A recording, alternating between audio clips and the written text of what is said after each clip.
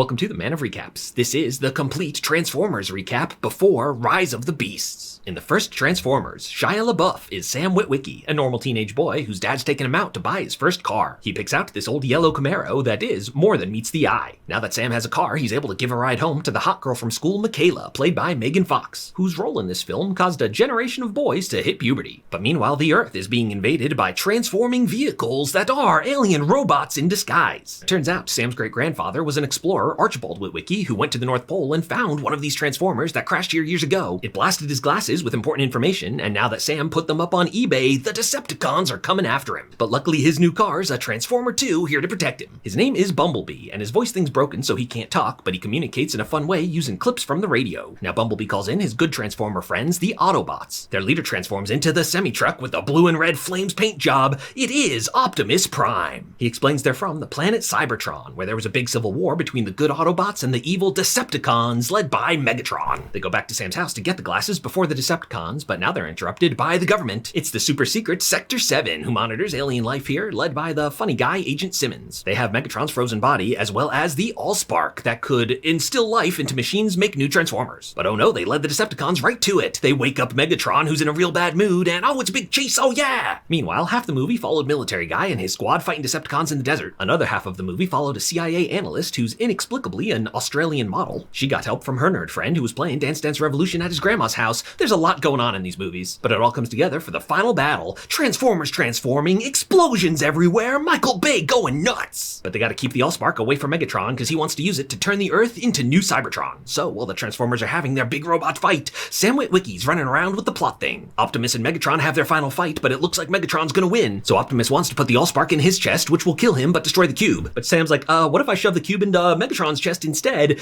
And that works, destroys the cube, kills Megatron. Yeah, good thinking, kid. So the Earth is saved. Sam and Michaela have a sunset makeout, then Optimus Prime gives an inspiring speech, and it is the iconic Linkin Park credit song. Number 2 is Transformers Revenge of the Fallen. Sam Witwicky's going off to college, but in his pocket he finds a little piece of the Allspark that blasts his mind with alien info. The Decepticons steal another piece of the Allspark, and putting the Allspark in Megatron's chest killed him, but putting it in again brings him back to life. Michaela comes to visit Sam to find him in a compromising position, but it's even worse than it looks cause it's a Transformer. So Megatron grabs him to get the info in his head, but his car Bumblebee busts in to save him. Optimus Prime comes too, but oh no, it was a trap, they've outnumbered him, and oh, Megatron kills Optimus Prime. Turns out Megatron has a boss, another Prime, called the Fallen. And now with Optimus out of the way, he's able to come down to Earth and get his revenge. So it is the Revenge of the Fallen. Now the government is anti-Transformer, so Sam gets help from Agent Simmons, who was fired from Sector 7 and is now working in a deli, but he still is the Transformers expert, has info that they've been here longer than we thought. They break into the Air and Space Museum to find this old Transformer who somehow teleports them to Egypt because all 9 primes were here in ancient times to hide the special plot thing that, oh no, disintegrates. Then a bunch of construction Decepticons all merge together into one giant sucky monster, because turns out the pyramids built by Transformers. Now military guy rolls up with the cavalry and it's a big final fight in Egypt. Explosions everywhere, CGI transforming. Sam's parents are here for some reason. While the Transformers have their big robot battle, Shia LaBeouf's running around with the plot thing. He has a vision where the ancient primes deem him worthy, so it undissolves the thing and he shoves it into Optimus's chest, and Optimus Prime is back to life. But the Fallen busts in and grabs it before anyone can react, and he's gonna turn on the pyramid thing that would turn the Earth into new Cybertron. But now Optimus merges with old plane guy and gets wings, flies up there, blows it up, kills the Fallen, the day is saved. Megatron retreats to fight another day, Sam and Michaela have a sunset makeout, then Optimus Prime gives an inspiring speech, and the credits hit us with that other Linkin Park song. Number 3 is Transformers Dark of the Moon. Sam Witwicky is happily dating, not Megan Fox. Yes, after everything Sam and Michaela went through, they write her off with one line, and Sam moved on immediately. Sam starts working for John Malkovich, but his coworker Ken Jeong accosts him in the bathroom with Transformers conspiracy theories. The Decepticons are assassinating people for some big cover-up. Sam tries to warn the government, but they're like, get out of here, kid, we got this covered. The Autobots have been working with the government, they got their own super secret team, but now they discover a link to another historical event, the moon landing? Yeah, Transformers. And in that crashed ship is Optimus's old boss. They bring him back to life, it's Sentinel Prime. But Sam calls up his old friend Agent Simmons, and together they discover the Decepticon secret. Sentinel Prime switched sides. Oh, he's a Decepticon now. He uses the teleporty things to open a portal on the moon where the secret Decepticon army was waiting, and it's a full-on invasion. The Earth can't stop it. The Decepticons say they'll leave Earth alone if the humans exile the Autobots, so Optimus Prime says goodbye, and oh no, the Autobots are immediately blown up. And of course, the Decepticons lied. Now without the Autobots to stand in their way, they're gonna teleport Cybertron here and use Earth to rebuild it. But now what's this? The Autobots are still alive! Yeah, they saw that coming and faked their deaths. So it's the final battle in Chicago, and it's a full hour of insane CGI action, explosions everywhere, I have no idea what's happening. Military guy shows up with the cavalry, they jump out the plane, wingsuits, wow! And while the Transformers have their big robot fight, Shia LaBeouf's running around with the plot thing, and he's gotten really good at running. Sam's girlfriend's boss is the bad guy working with the Decepticons, so Sam tracks him down, breaks the thing, and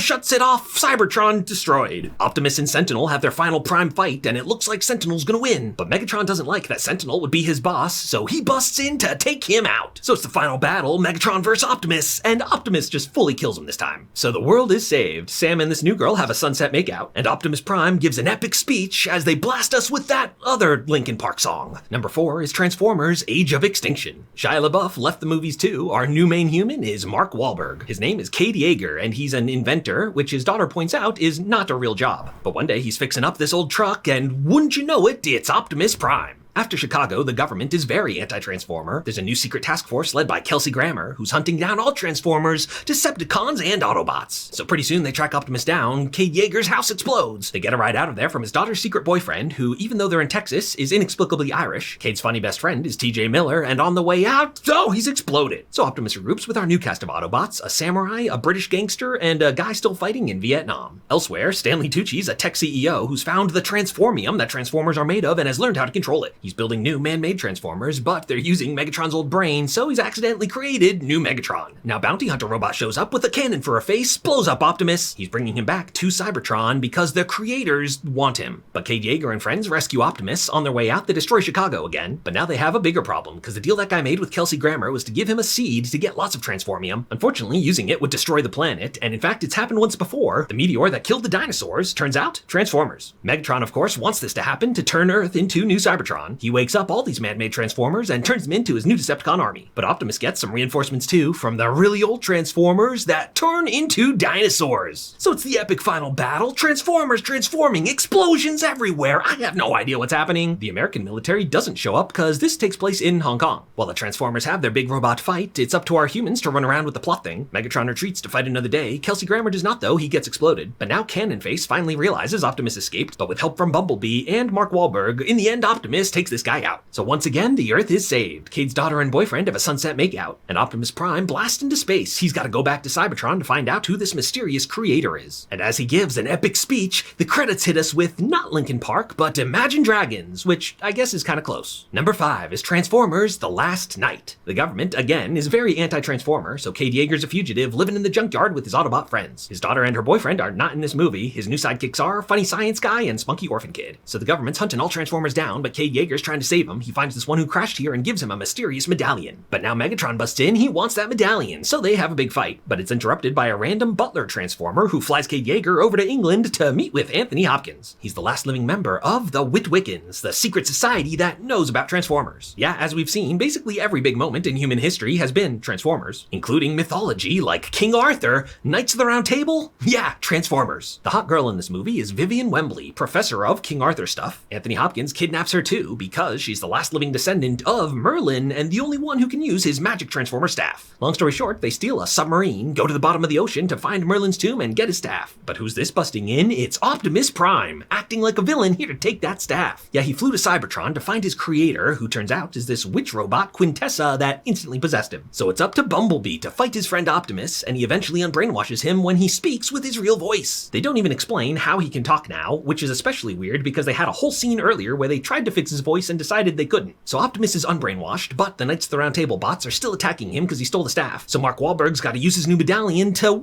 summon Excalibur. And just then, Megatron busts in and steals the staff before anyone can react. He gives it to Quintessa, whose evil master plan is the same as it's always been. She brings Cybertron here and is gonna suck up Earth's energy to rebuild it. Agent Simmons comes back to explain why Earth. Turns out Earth and Cybertron are connected. In fact, Earth's real name is Unicron. So they go to Stonehenge, which was also built by Transformers. Transformers, and Anthony Hopkins tries to 1v1 Megatron, which doesn't work, he blows up. So it's the final battle on the pieces of Cybertron, explosions everywhere, CGI robots, I have no idea what's going on. Military guy rolls up with the cavalry, we keep cutting to Tony Hale, who's a scientist. Then Cade and Vivian have a sunset makeout while the Transformers are doing their big robot battle and the humans are running around to do the plot thing. Megatron retreats to fight another day, but Bumblebee blasts Quintessa, so Vivian gets the staff, and the world is saved once again, except for like all the places that got totally destroyed. And also there's these giant metal horns that appeared and were never explained, and a mysterious woman is gonna do something with them. Whoa, it's Quintessa in disguise. And as Optimus Prime gives an epic speech, it's really disappointing, not even close to Linkin Park. And that brings us to Bumblebee. It's the spin-off prequel about how Bumblebee came to Earth in the 1980s. And it is a totally different type of movie, less big action blockbuster, more Disney Channel original. So Bumblebee was fighting in the war on Cybertron when Optimus was like, yo, you need to escape to Earth to get a foothold there. So Bumblebee first comes to Earth in the 1980s, which contradicts what we learned in the last night about how he fought in World War II. But soon a Decepticon catches up with him, interrogates him for information, but Bumblebee's not talking. And so as punishment, this is where it happens.